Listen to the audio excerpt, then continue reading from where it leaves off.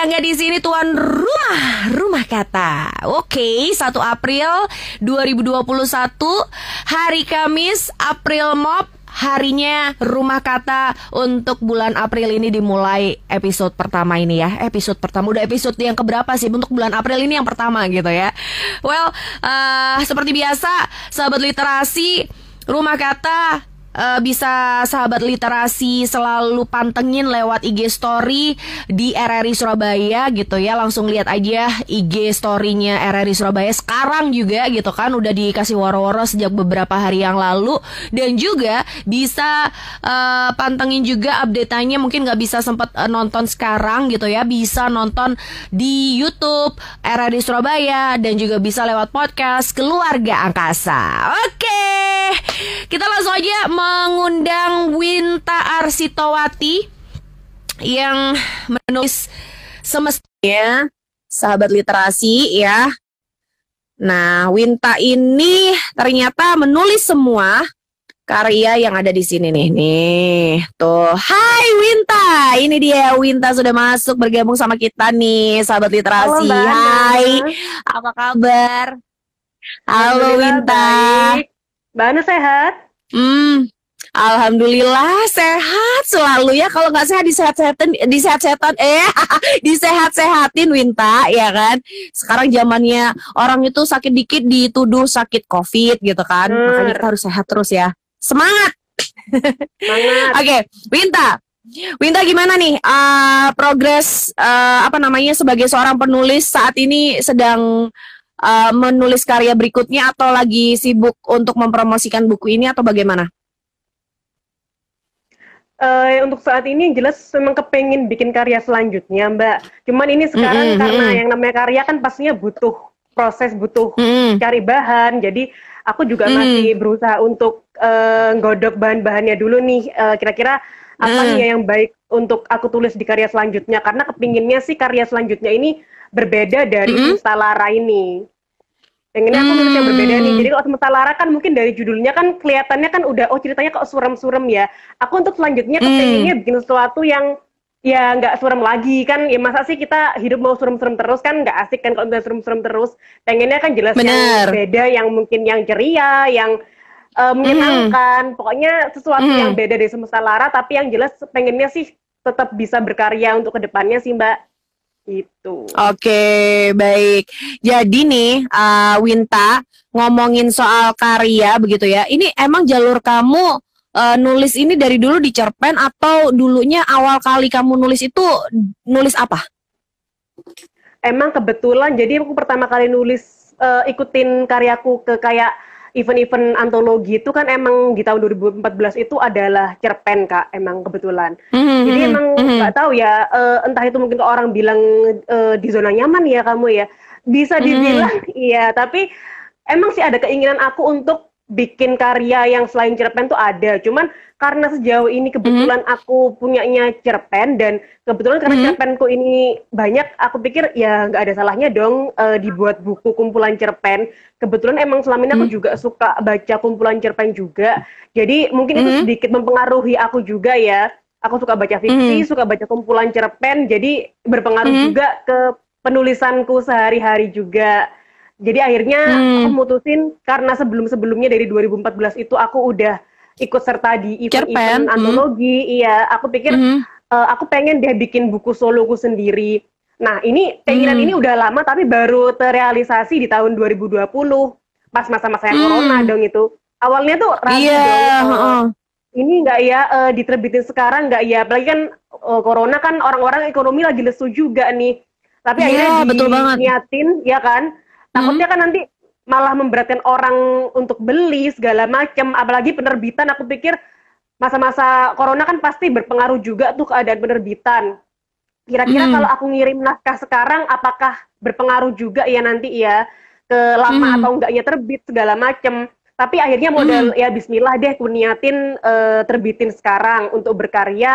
Terus aku niatin juga nanti kalau misalnya kejual sebagian hasilnya aku sumbangin untuk kebutuhan orang-orang yang terdampak corona deh. Ya udah bismillah, akhirnya aku milih nerbitin buku ini lewat penerbit indie Mbak. Lewat penerbit indie. Aku nerbitin waktu itu lewat penerbit Sahaja. Dan alhamdulillah responnya teman-teman positif juga waktu itu. Jadi terjual sampai 2 kali cetakan. Jadi yang kebetulan yang Mbak Ana pegang itu adalah cetakan kedua itu, Mbak. Cetakan kedua. Oke, keren banget. Ini padahal 2021 belum masuk ke tengah tahun loh ya. Tapi udah sampai cetakan kedua. 2020 kan ini? Iya. Iya. Benar. Oke. Alhamdulillah itu masuk cetakan kedua, dan ya aku kedepannya pasti pengen sih ngenerbitin hal lain selain cerpen, tapi tunggu dulu prosesnya. Jadi aku emang lagi mengumpulkan bahan-bahan untuk sesuatu yang baru gitu. Oke, lagi mengumpulkan bahan-bahan untuk sesuatu yang baru. Oke, cara kamu mengumpulkan seperti apa? Proses kreatif kamu dalam menulis itu gimana? Kalau aku sih mungkin emang kalau yang kebanyakan orang-orang mikir, oh ada ide nih, ada ide. Oke, aku mungkin biasanya akan aku catat dulu atau aku inget-inget, oh ide yang aku mau bikin konsepnya seperti ini. Nah nanti untuk menunjang itu otomatis kita nggak bisa dong cuma nulis tapi tulisan kita itu nggak ada, kasarnya nggak ada isinya, nggak ada maknanya. Nah untuk memperkaya itu aku bakal melakukan research juga. Aku bakal research, aku bakal misalnya aku mau nulis tentang cerita tentang kucing misalnya. Jadi di salah satu cerpen di Semesta Lara itu ada tentang kucing tuh ceritanya. Nah, aku research dulu nih. Biasanya kalau misalnya kucing proses untuk melahirkan untuk beranak itu berapa lama ya kira-kira? Terus anak kucing misalnya dari dia lahir sampai dia itu bisa melihat itu kira-kira butuh waktu berapa lama? Bisa penglihatannya tuh bener-bener jelas itu berapa lama?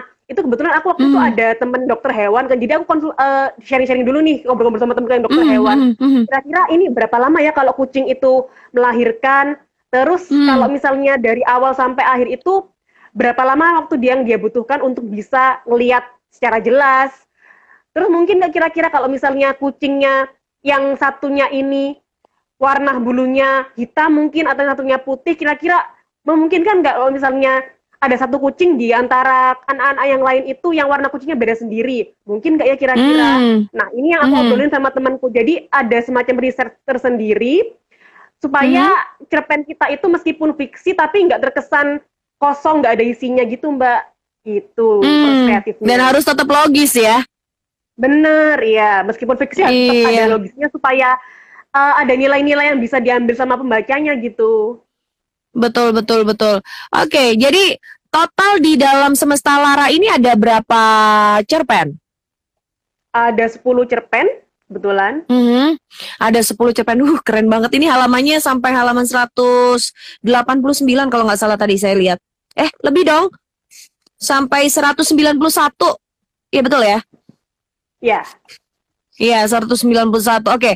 Jadi Semesta Lara ini karyamu yang sebenarnya udah dapat ide udah kepikiran pengen nulis ini udah lama tapi baru terrealisasi 2020 dengan penerbit Indie gitu ya. Akhirnya gayung bersambut dan ini sudah masuk ke cetakan kedua di tahun 2021 ini gitu ya. Nah, ini boleh dong ceritakan tentang buku ini sendiri. Maksudnya tadi ada salah satu cerita tentang kucing begitu ya. Nah, kita mulai ke covernya nih. Nah, covernya ini kenapa dirimu memilih gambar seperti ini? Ini siluet gambar orang gitu ya. Terus ini ada pohon-pohon cemara. Pinus apa cemara ini ya? Pohon apakah ini? Ini pohon atau air ya? Itu kan bisa dianalogikan antara pohon atau air ya itu, Mbak. Tapi iya betul. Kalau dari gini kan kelihatan dari pohon ya. Iya benar. Nah tapi karena warnanya biru kelihatannya kayak air gitu ya kelihatannya ya. Yes. Karena warnanya biru. Nah kenapa kok aku milih cover ini? Ini jadi sebenarnya adalah cover bikinan dari desainer yang namanya Suku Tangan. Mungkin ada beberapa teman-teman yang udah sering menulis, mungkin udah familiar dengan nama Suku Tangan mungkin. Jadi kenapa kok aku milih cover ini? Karena kebetulan emang Semesta Lara ini isinya adalah cerita-cerita yang bisa dibilang nyesek, bisa dibilang menyedihkan tentang kehidupan manusia, kehidupan makhluk hidup. Ya, ini tentang kehidupan. Nah, kehidupan itu kan emang ada kalanya kita mengalami masa-masa yang berat, kita mengalami masa-masa yang nggak mudah untuk dilalui. Dan kadang-kadang apa yang kita pengen, apa yang kita impikan itu nggak selalu bisa kita dapatkan. Nah, di sini aku ingin menganalogikan cover ini itu sebagai manusia di tengah kehidupannya yang sedih, yang susah, yang berat. Ini dianalogikan kenapa kok dia itu siluet itu adalah manusia dan sekitarnya itu yang warna biru itu adalah kesedihannya, karena kan biru itu identik kadang-kadang dengan sesuatu yang menyedihkan. Betul, Ya kan? betul. Nah, Iya. ini bisa dibilang sebagai kehidupannya dia yang rumit, kehidupannya dia yang amburadul, kehidupan yang pokoknya menyesakkan lah. Manusia di tengah Menyesalkan, kehidupannya Bang. dia yang menyesakkan. Nah, tapi Lelah ya. iya, meskipun melelahkan, meskipun menyedihkan, tapi dia harus tetap survive, dia harus tetap bertahan. Karena itu dia harus tetap berjalan maju lah. Istilahnya dia berjalan maju. Karena itu aku merasa cover ini kayaknya cocok nih untuk Semesta Lara, karena menurut aku cover ini sangat merepresentasikan isi buku ini gitu. Oke, nah ini udah oke, kembali lagi. Sempat hilang nih tadi suaranya. Oke, jadi sahabat literasi itu tadi sempat kepotong gitu ya. Tapi Ana juga mau ngingetin sekali lagi, sahabat literasi bisa update Rumah Kata di podcast Keluarga Angkasa, dan sekarang bisa sahabat literasi lihat lewat IG story-nya RRI Surabaya dan juga bisa lewat YouTube RRI Surabaya. Oke, sekilas aku tadi sudah nangkep maksudnya si Winta, bahwa dari cover ini bisa dilihat juga nih apa namanya, orangnya ini kan membelakangi, jadi dia tetap melangkah maju begitu ya, walaupun walaupun banyak masalah yang ada di kanan kirinya, yang istilahnya ini masalahnya aja udah setinggi dia gitu kan, berarti kan masalahnya udah menyerap dia banget, udah banyak banget gitu kan, makanya itu dia tetap melangkah maju walaupun ada itu. Keren banget sih ya, mewakili banget ya. Jadi kamu ketika proses membuat cover ini, kamu menceritakan kurang lebih isinya apa ke ini ya, ke yang bagian desain covernya ini ya? Nah, kebetulan uniknya itu si Suku Tangan ini tuh punya beberapa cover yang sudah dia buat, tapi belum ada yang punya gitu loh, Mbak. Oke. Nah, karena kebetulan aku lihat dan aku kayak ketemu, wah ini cover ini jodoh banget nih sama naskah-naskahku gitu kan, pas banget. Kayak aku nggak tahu kenapa begitu lihat itu langsung ngerasa cocok aja gitu loh. Jadi aku langsung karena aku tanya ke mereka, oh ini belum ada yang pesan, oke, aku pesen gitu. Jadi prosesnya juga lumayan cepet sih. Ya kayak, wah ya kayak emang beneran ini ditakdirin untuk naskah-naskahku aja gitu. Iya, sudah kayak mestakung, semesta mendukung ya. Bener, iya. Iya. Oke, ini kan kamu cerita tadi bahwa sebenarnya punya harapan untuk bikin buku sendiri itu sudah lama, terus baru terrealisasi 2020 dengan 10 cerpen yang ada di dalam Semesta Lara ini begitu ya. Ini proses buatnya berapa lama 10 cerpen ini? Apakah ini ada karya tulis yang udah lama sebelumnya udah pernah kamu tulis tapi kamu simpen atau gimana? Atau kamu semuanya baru nulis semua atau gimana? Nah, emang di sini ada beberapa cerpenku yang aku tulis di tahun 2014, di 2015 yang aku masukin di Semesta Lara ini. Tapi emang sebagian besar cerpen yang aku masukkan di Semesta Lara ini adalah cerpen-cerpen yang baru aku tulis di 2020. Jadi emang kalau misalnya mungkin orang-orang yang udah baca Semesta Lara ini mungkin akan kerasa bedanya antara baca cerpenku yang di tahun 2014-2015 dengan yang di tahun 2020. Mungkin mereka akan bilang, oh ini ya ada kerasa bedanya ya antara tulisan kamu yang di 2014 sama di 2020 tuh kerasa beda ya. Ya memang karena ya gimana ya, karena kan rentang waktunya juga cukup panjang ya antara 2014 ke 2020 itu.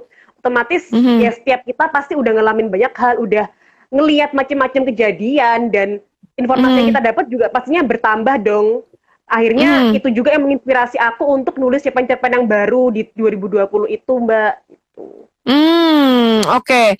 Dan untuk ceritanya sendiri ini secara garis besarnya memang tentang permasalahan hidup manusia begitu ya. Tapi di antara cerpen-cerpen ini yang menurut kamu paling kamu jagoin atau mungkin apa ya, paling berkesan buat kamu yang mana?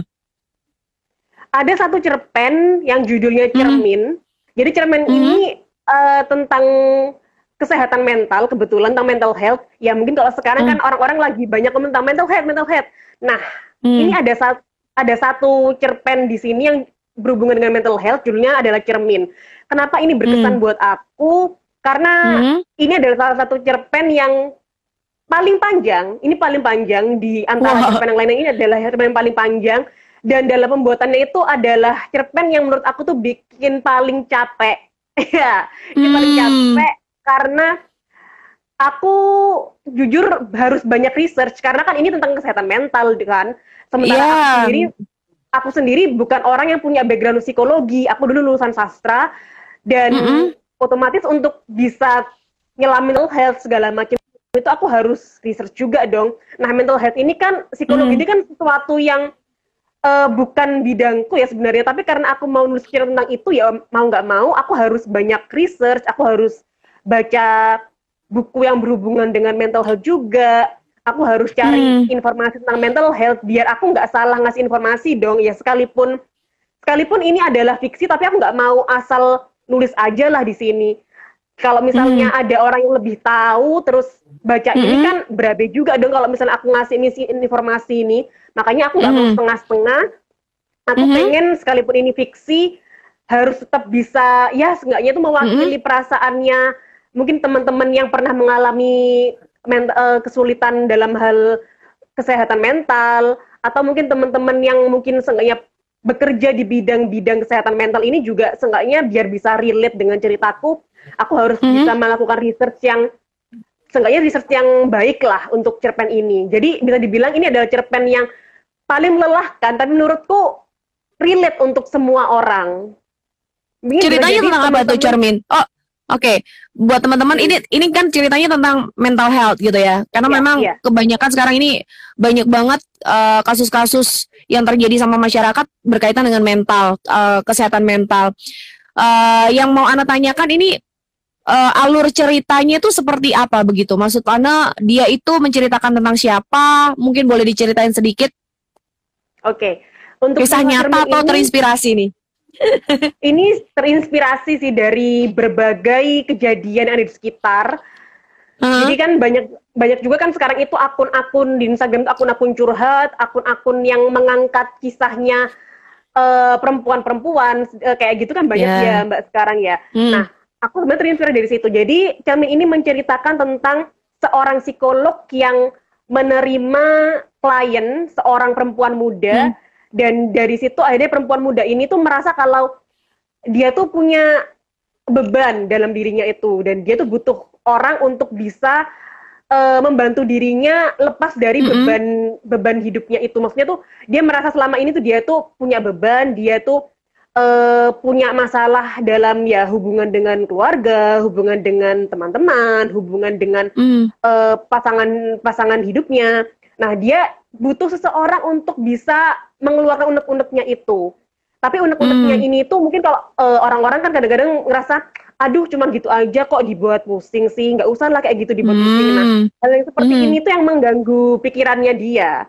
Akhirnya dia mencari seorang psikolog untuk bertukar pikiran, untuk bisa mencurahkan perasaannya dia, dan akhirnya dia datanglah ke psikolog muda ini. Oke, ini jadi dari kacamata sang psikolog ya? Iya, benar. Nah, yang membuat unik adalah mereka berdua ini kan sama-sama perempuan, jadi ini juga makin membuat apa ya, kayak psikolognya ini makin merasa relate gitu loh, ada semacam bonding tersendiri antara si psikolog ini dengan si kliennya ini gitu. Oke, kayak punya apa ya, mungkin punya kisah yang hampir sama atau gimana? Bisa jadi, kalau misalnya bisa jadi penasaran ya, bikin penasaran ya. Iya. Kadang-kadang keluarin bakal spoiler nanti ya. Iya, benar-benar bakal spoiler. Iya, kadang-kadang kan bisa connect karena mungkin punya latar belakang yang sama, atau mungkin jangan-jangan mereka saudara atau gimana gitu kan. Iya, atau putri yang tertukar. Sinetron banget sih. Oke. Ya. Oke, aku udah paham. Nanti kita bakalan lanjut ngobrolnya, sahabat literasi. Yang jelas, Anda ingetin sekali lagi, Rumah Kata bisa kamu update lewat Keluarga Angkasa di podcast, dan juga untuk RRI Surabaya di YouTube dan juga Instagram ya. Oke, balik lagi ngobrol lagi sama Winta. Winta, ini Anda tahu proses menulis aja tuh sudah apa ya, panjang kali lebar kali tinggi gitu. Ana pernah nyoba nulis satu cerpen gitu ya, itu aja kayaknya ya ampun. Tapi kalau sudah keluar kayaknya pengen ngetik terus gitu, kayak bener, pengen segera dituangin semua gitu kan. Nah, untuk proses nulis oke lah, kita lewati proses kreatifnya. Tapi bagaimana dengan proses kamu untuk mendapatkan penerbit? Nah, kan kayaknya nggak gampang juga sih ya. Benar. Nah, alhamdulillahnya Kebetulan aku ini kan pernah kerja di sebuah lembaga penulisan kreatif nih, Mbak.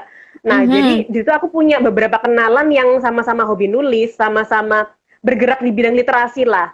Nah, kebetulan penerbit Sahaja ini adalah penerbit indie punya temenku yang dulu juga mengajar nulis juga. Jadi kayak ya udah diketemuin aja gitu loh jalannya. Aku ngerasa waktu itu kan kalau misalnya aku ngirim ke penerbit-penerbit lain kan bakal sulit nih karena lagi pandemi juga. Takutnya nanti prosesnya bakal lama. Nah, ini alhamdulillahnya ada temanku yang punya penerbit Sahaja ini. Akhirnya ya udahlah aku mikir karena karya pertama dan aku juga masih belajar gimana caranya supaya bisa menerbitkan buku dengan baik, dan aku juga karena ini karya pertama aku pengen bisa kasarannya tuh memantau ini juga gitu dong. Akhirnya aku putusin oke lah aku pakai jalur penerbit indie aja, dan karena temenku ada ya aku pakai penerbit indie temenku ini akhirnya gitu. Wow, keren banget. Dan ini bukunya bisa didapetin di mana aja? Nah, ini kebetulan karena ini adalah penerbit indie, jadi aku kebetulan ini adalah aku cetak kalau misalnya aku lagi buka PO. Jadi untuk sekarang memang mohon maaf teman-teman belum dijual di e-commerce, dan sementara ini bisa didapatkan kalau lagi buka PO. Masih belum buka PO lagi, baru PO sampai PO kedua aja. Tapi nanti kalau kedepannya akan buka PO lagi, insya Allah bakal dikabarin deh. Ngabarinnya lewat mana nih nanti, Winta? Ya, bisa teman-teman pantengin di Instagramku @wintarsitawati. Aku bakal selalu update info-info tentang. Jadi teman-teman kalau yang mau diskusi tentang buku, mungkin mau tahu tentang review-review buku yang bagus, karena kebetulan aku juga berusaha untuk menyempatkan untuk bikin review-review buku yang aku baca juga di highlight Instagramku. Atau kalau teman-teman juga penasaran pengen info tentang Semesta Lara ini kapan nih bakal buka PO lagi, bisa nih silaturahmi sama aku di Instagramku @wintarsitawati. Nanti kalian bisa tanya-tanya juga mungkin kapan bakal ada PO lagi, terus mungkin mau sharing-sharing tentang buku atau penulisan juga monggo banget, bisa main-main ke Instagramku. Akan aku sempatkan untuk bales kalau misalnya memungkinkan. Itu. Baik, oke. Oh, proses untuk mendapatkan penerbit, kebetulan Gayung bersambut dirimu punya kenalan begitu ya, yang punya Sahaja ini begitu ya.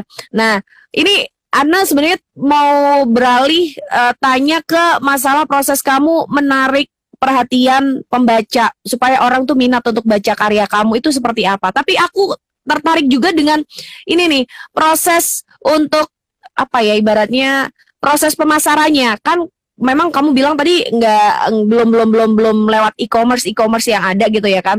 Tapi by PO, by open PO ini tantangannya gimana nih? Maksudnya dengan e-commerce dengan by open PO menurut kamu plus minusnya gimana? Wah, ini emang kalau aku bilang ini tantangan banget sih, apalagi buat aku yang pertama kali terbitin buku terus langsung jual sendiri gitu kan aku. Ini tantangan banget sih ini Mbak, soalnya ya dari sini aku kan belajar banyak, aku harus belajar kira-kira untuk PO ini budget yang harus aku siapin untuk cetak buku ini berapa ya kira-kira ya, terus kira-kira dibanderol berapa ya bukunya ini ya, terus nanti kira-kira berapa lama nih waktu untuk PO, ini aku harus kira-kira sendiri. Nah, tantangannya tuh apa sih ya, karena aku menjual sendiri otomatis aku harus proaktif juga dong. Nggak bisa kalau misalnya aku hanya menunggu orang-orang yang datang sendiri ke aku terus aku berharap buku ini bakal ada yang beli. Nggak bisa gitu juga, karena kan ini kan bisa dibilang aku self-selling ya, ini aku ya, aku menjual sendiri, jadi aku harus bisa juga menawarkan ke orang-orang kira-kira apa sih ini yang menarik dari bukuku. Akhirnya caraku gimana? Aku berusaha untuk bikin di Instagramku sendiri itu kayak semacam ya bisa dibilang kayak iklan-iklan lah tentang bukuku. Jadi aku bikin posting-posting tentang Semesta Lara, cuplikan-cuplikan ceritanya seperti apa, lalu flyer untuk PO-nya seperti apa, aku bikin di Instagramku. Lalu aku sebar juga nih di sosmedku yang lain, mungkin di Twitter, di Facebook. Nah, memang mungkin kalau misalnya orang bilang, ya kemungkinannya kan tapi kan kecil ya. ya memang sih mungkin kemungkinannya mungkin kecil, tapi kan dari sekian banyak yang baca siapa tahu ada yang berminat, dan emang ada aja gitu Mbak yang minat. Jadi waktu itu ada dari Facebook itu, kebetulan aku udah jarang buka Facebook, tapi waktu pas nerbitin buku ini aku sengaja posting tentang Semesta Lara, tentang cuplikan-cuplikan ceritanya ini di Facebook. Dan ada dong yang nyantol adik kelasku yang udah lama banget nggak kontak, dan dia tuh lagi di luar negeri, tapi dia tuh berminat sama buku ini. Akhirnya dia tuh pesen buku ini melalui mamahnya yang lagi di Surabaya. Terus emang kalau aku dipikir kebetulan banget ya, tapi ya alhamdulillah gitu loh, nyantol dari situ. Beberapa temen juga nyantol dari Facebook. Ada juga yang tahu kabar dari Twitter, langsung waktu PO kedua dimulai, dia pesen. Lalu aku juga upload di WA statusku. Ada yang nyantol. Ya kalau aku bilang emang bisa dibilang capek sih, karena apa-apa aku sendiri yang mengurus, aku sendiri yang harus terjun. Tapi di balik itu semua banyak sih pelajaran yang aku ambil tentang gimana memanage untuk penerbitan sendiri itu seperti apa. Lalu kira-kira memanage harga atau budget itu gimana sih caranya? Karena ya selama ini nggak punya ilmu ekonomi, tapi akhirnya dari konsultasi sama teman-teman yang sebelumnya udah pernah nerbitin buku sendiri, akhirnya aku jadi tahu, oh seperti ini ya caranya ternyata ya.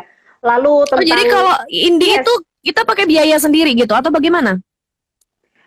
Memang kalau indie ini kebetulan kita biasanya ya yang aku tahu tuh kebanyakan kita harus pakai biaya sendiri dulu untuk mencetak bukunya, untuk PO-nya. Tapi nanti setelah itu kan baru setelah PO ini kan kita udah membandrol harga, nanti orang yang akan membayar ke kita. Seperti itu yang aku tahu. Oh gitu. Jadi ada beberapa penerbit indie memang yang memberlakukan penulisnya self-selling seperti ini ada, tapi ada juga beberapa penerbit indie yang membuat fasilitas juga untuk jadi menjualkan juga buku-buku penulis-penulisnya juga ada.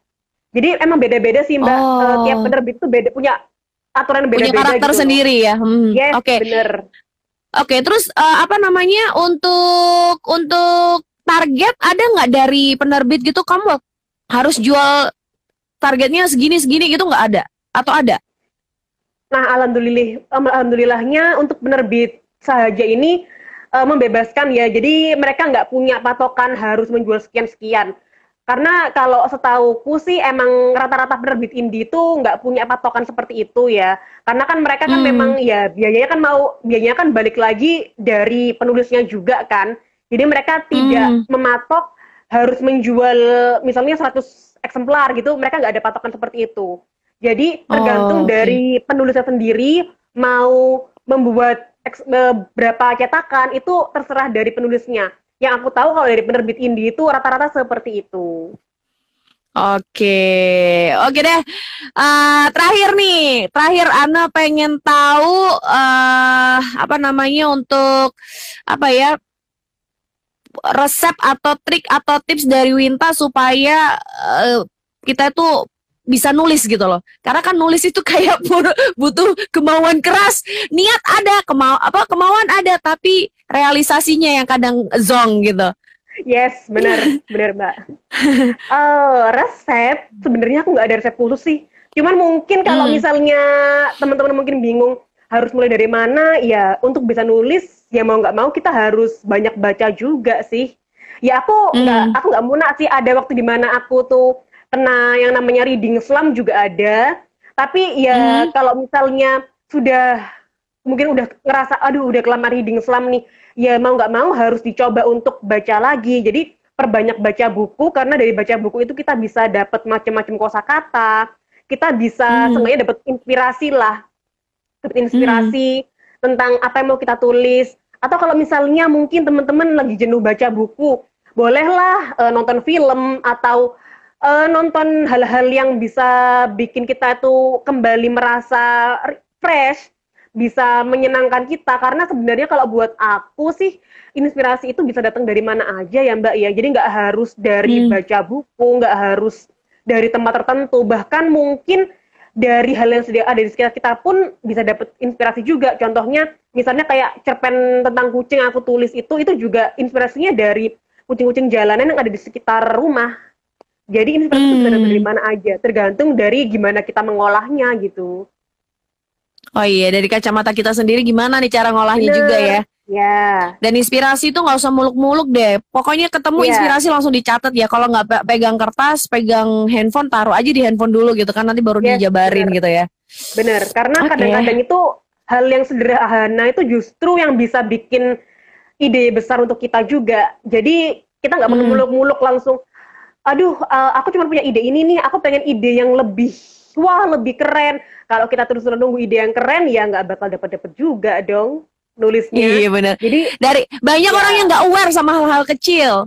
Bener, jadi mulailah dari hal yang kecil. Kalau kita bisa ngolah dengan baik, menurutku itu bisa jadi sesuatu yang hasilnya baik juga kok, hasilnya lebih enak untuk ditulis karena kita lebih menguasai apa yang kita tulis itu. Gitu. Baik. Oke Winta, terima kasih ya udah mau sharing di Rumah Kata edisi hari ini.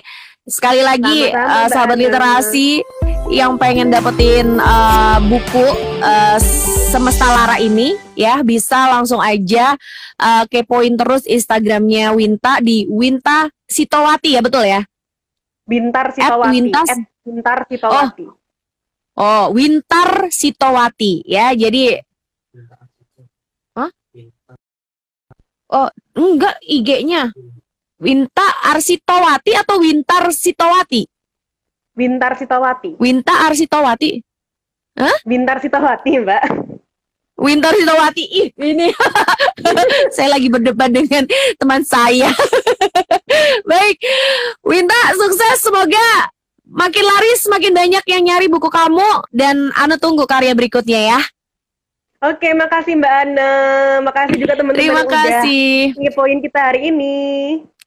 Oke, sampai ketemu lagi. Bye-bye. Bye. Baik, Sobat Literasi, itu tadi obrolan kita bareng Winta Arsitowati, penulis Semesta Lara. Kumpulan cerpen, kalian pantengin ya. Coba kalian kepo di Instagramnya Winta gitu ya, Wintar Sitowati, supaya Sahabat Literasi bisa tahu nih kapan Winta bakalan open PO buku ini. Oke, sampai ketemu lagi di Rumah Kata episode berikutnya. Ana pamit. Dadah.